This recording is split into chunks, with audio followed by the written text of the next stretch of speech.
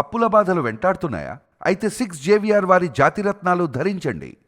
Right, breaking news వస్తున్నాం మన TV screen పై. తమిళనాడు రాజధాని చెన్నైలో అత్యంత అమానుష ఘటన వెలుగులోకి వచ్చింది.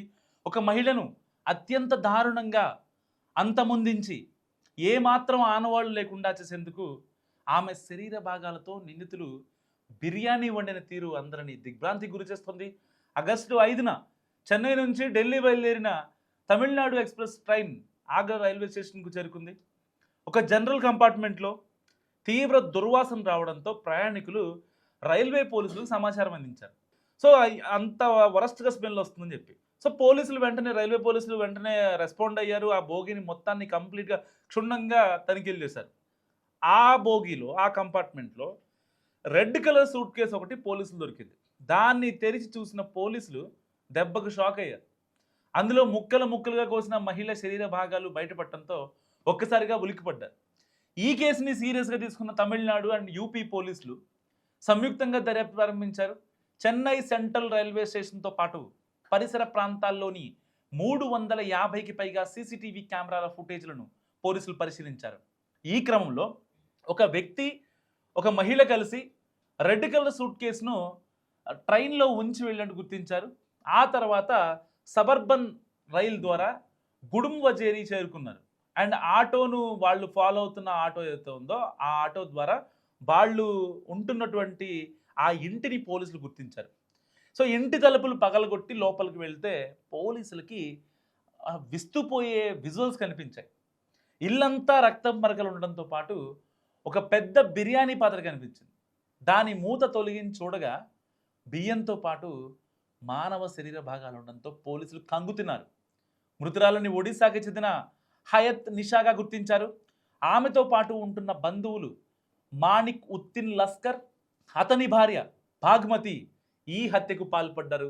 సో మృతురాలి తల ఇంకా లభించకపోవడంతో నిందితుల కోసం పోలీసులు 2 ప్రత్యేక బృందాలుగా ఏర్పడి గాలింపు చర్యలు ముమ్మరం చేశారు. అయితే ఎవరైతే చనిపోయిందో ఈ యొక్క మహిళ ఒడిస్సాకు సంబంధించిన వ్యక్తి, హయత్ నిషా అనే వ్యక్తి. ఈ అమ్మాయి ఒడిస్సాకు సంబంధించిన వ్యక్తి. సో వాళ్ళ హస్బెండ్తో కొన్ని గొడవలు వచ్చాయి. వీళ్ళిద్దరూ కలిసి కొద్ది రోజులుగా విడిపోయి దూరంగా ఉంటున్నారు. అండ్ ఆ తర్వాత డివోర్స్ కూడా తీసుకున్నారు.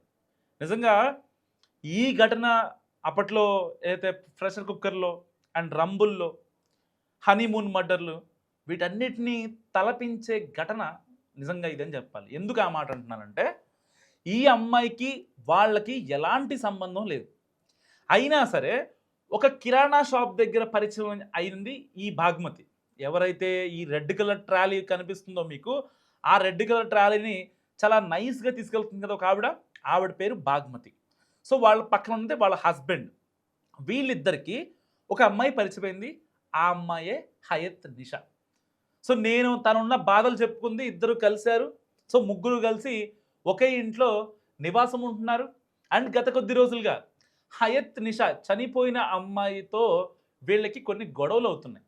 ఎక్కడి నుంచో అనామకురాలుగా వచ్చావు నువ్వు మా దగ్గర ఉంటున్నావు అని చెప్పి వీళ్ళకి గొడవ జరిగిన తర్వాత పోలీస్ స్టేషన్ కూడా వెళ్ళి కంప్లైంట్ ఇచ్చింది అమ్మాయి. ఇప్పుడు చనిపోయినటువంటి అమ్మాయి హయత్ నిషా పోలీస్ స్టేషన్కి వెళ్ళి కంప్లైంట్ ఇచ్చి, లేదు వీళ్ళ వల్ల నాకు చాలా ఇబ్బంది అవుతుంది సార్, నన్ను వెళ్ళనివ్వట్లేదు, అలానే ఉండనివ్వట్లేదు, ఏం చేయాలి చెప్పండి అని చెప్పి పోలీసుల దగ్గరికి వెళ్ళి మాట్లాడితే వీళ్ళకున్న ఇన్ఫ్లుయెన్స్ ప్రకారం ఈ భాగ్మతి అనే అమ్మాయి ఉంది కదా అండ్ వాళ్ళ హస్బెండ్ అండ్ వీళ్ళిద్దరూ పోలీసులతో మాట్లాడి, లేదు అసలు ఆ అమ్మాయి ఒక పిచ్చిది అని చెప్పి తను ఒక ముద్రేసి ఆ అమ్మాయిని ఒక బజార్ దానిలాగా ముద్రేసిన తర్వాత వీళ్ళు పోలీసులకి కళ్ళు గప్పి ఆ అమ్మాయిని ఎలాగైనా సరే అంతమొందించాలని ఫిక్స్ అయ్యారు. సో అప్పటికే వీళ్ళ భర్త ఆ హయత్ నిషా అనే అమ్మాయిపై పలుమార్లు అఘాయిత్యాలకు పాల్పడ్డాడు. సో దానికి సంబంధించిన ఫొటోస్ కావచ్చు, దానికి సంబంధించిన కొన్ని వీడియోస్ కావచ్చు, ఆ అమ్మాయిని బలవంత పెట్టే అభ్యంతరకర వీడియోలు తన ఫోన్లో ఉన్నాయి. సో ఆ ఫోన్ని లాక్కున్నా కానీ లేదంటే ఇబ్బంది పెట్టినా సో ఇచ్చే సిచ్యువేషన్ లేదు.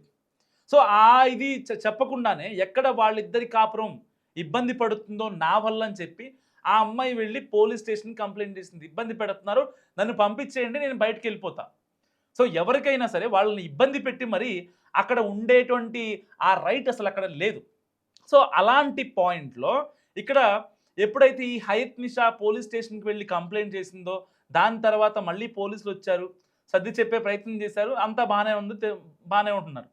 సో ఎప్పుడైతే ఇంకాస్త ఎక్స్‌ట్రీమ్ అయ్యి ఆ వ్యక్తి ఎవరైతే ఉన్నారో, ఆ లస్కర్ అనే వ్యక్తి ఎవరైతే ఉన్నారో, ఆవిడని ఎలాగైనా సరే వాడుకోవాలని చెప్పి చాలా అంటే చాలా సార్లు ఆ అమ్మాయిపై అఘాయిత్యాలకు పాల్పడ్డాడు. సో ఇన్ని సార్లు అఘాయిత్యాలకు పాల్పడిన తర్వాత ఆ అమ్మాయి ప్రతిఘటించి వాళ్ళ వైఫ్‌తో బాగ్మతితో చెప్పింది. సో ఇట్లా నువ్వు లేని టైంలో నా మీద అత్యాచారాలకు పాల్పడుతున్నాడు. కాబట్టి అయితే నువ్వు ఇంట్లో ఉండు. లేదంటే నాకు సెక్యూరిటీ కల్పించు. లేదంటే నన్ను వదిలేయండి. నేను ఎక్కడికైనా వెళ్ళిపోతా. చెన్నైలో ఇంకా వేరే ప్రాంతానికి వెళ్ళిపోతాను. వెళ్ళిపోయి నా బాధ నేను పడతా అని చెప్పి ఆ అమ్మాయి చాలా క్లియర్‌గా చెప్పింది. కానీ అక్కడ బాగ్మతి ఏమాత్రం వినలేదు. ఎందుకంటే ఆళ్ళ భర్త మీద అనవసరంగా కంప్లెయింట్ చేస్తున్నారని ఈ అమ్మాయి అనుకుంది. కానీ ఈ బాగ్మతికి కూడా ఇంట్లో పని చేయడం కోసం ఒక అమ్మాయి కావాలి. సో వీళ్ళు బయటికెళ్ళి తిరిగొస్తే ఇంట్లో అన్నం కూరలో వండాలి కాబట్టి మొత్తం అంతా ఇల్లంతా క్లీన్ చేసి శుభ్రంగా ఉంచాలి కాబట్టి ఒకరు కావాలి కాబట్టి ఈ అమ్మాయిని ఆ హయత్ నిషా అనే అమ్మాయిని ఇంకా అంటే ఈ బాగుమతి ఆ మాట ఈ మాట చెప్పి అక్కడే ఉంచేసుకుంది. అండ్ దాని తర్వాత ఎప్పుడైతే ఈ హయత్ నిషా అనే అమ్మాయి ఎక్స్‌ట్రీమ్ అవుతుందో, ఇక ఇబ్బంది పెడతారు నన్ను, ఇద్దరికి ప్లాన్ తెలిసిపోయింది. ఇక ఈ అమ్మాయిని ఇంకాస్త ఇబ్బంది పెట్టి శారీరకంగా, మానసికంగా వాడుకుంటారని చెప్పి ఈ అమ్మాయి బయటికెళ్ళే ప్రయత్నంలో భాగంగా ఎక్కడ బయటికెళ్తే ఈ అమ్మాయి దగ్గర ఉన్న ఫోటోసు, విజువల్సు ఇవన్నీ బయటకొచ్చి వాళ్ళని ఎక్కడ పోలీసులు లోపలేస్తారనే భయంతో ఆ అమ్మాయి పైన వాళ్ళ భార్య భాగమతి చూస్తుండగానే ఆ అమ్మాయిపై పలుమార్లు అత్యాచారం జరిపి ఆవిడ ప్రైవేట్ పార్ట్స్‌ని కట్ చేసి వాటితో బిర్యానీ వండి ఆ తల ఎక్కడ పడేశారో కూడా ఇంకా తెలీదు. సో అంటే సలసల కాగుతున్నటువంటి బిర్యానీ వాటర్‌లో ఆవిడ ప్రైవేట్ పార్ట్స్ కట్ చేసి అక్కడ పడేశారనమాట.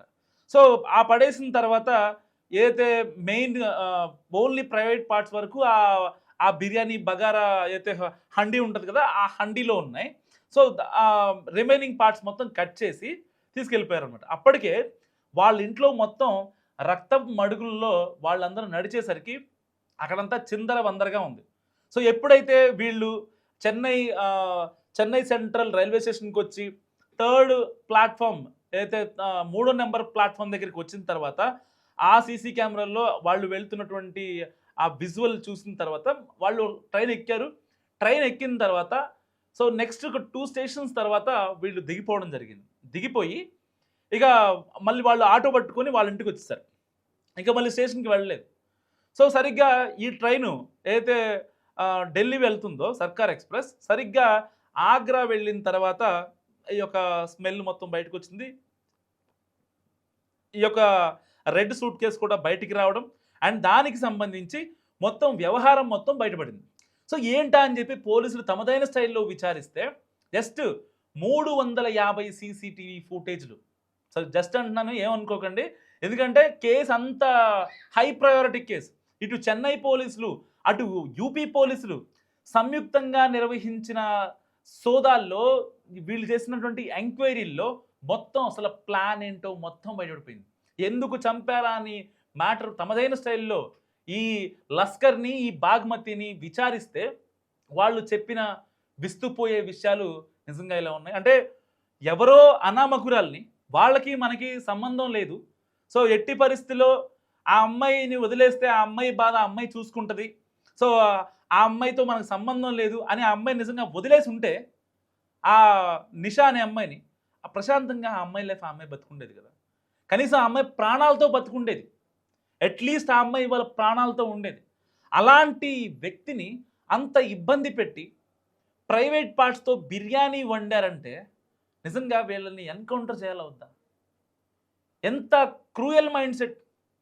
ఆల్రెడీ ఒక పక్క భర్త అత్యాచారం చేస్తున్నాడని భార్యకే కంప్లెయింట్ చేస్తే ఈ ఈ సతీ సావిత్రి జస్ట్ కూర్చొని వింత చూపులు చూస్తుంది తప్ప మరి నా భర్త ఒక ఆడపిల్లని ఇబ్బంది పెట్టాడు, ఒక ఆడపిల్లని ఇబ్బంది పెడుతున్నాడు అని చెప్పి కనీసం మాట్లాడిందా?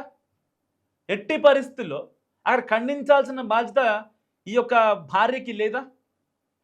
సో చాలామంది ఈ కేసు గురించి ఆల్రెడీ ఆల్మోస్ట్ 3-4 రోజుల నుంచి సోషల్ మీడియాలో హోరెత్తిస్తున్నటువంటి ఈ కేసు గురించి ఇప్పుడు చాలామంది మాట్లాడుకుంటున్నారు. ఎట్టి పరిస్థితిలో వాళ్ళని ఎన్కౌంటర్ చేయాలని చెప్పి మాట్లాడుకుంటున్నారు.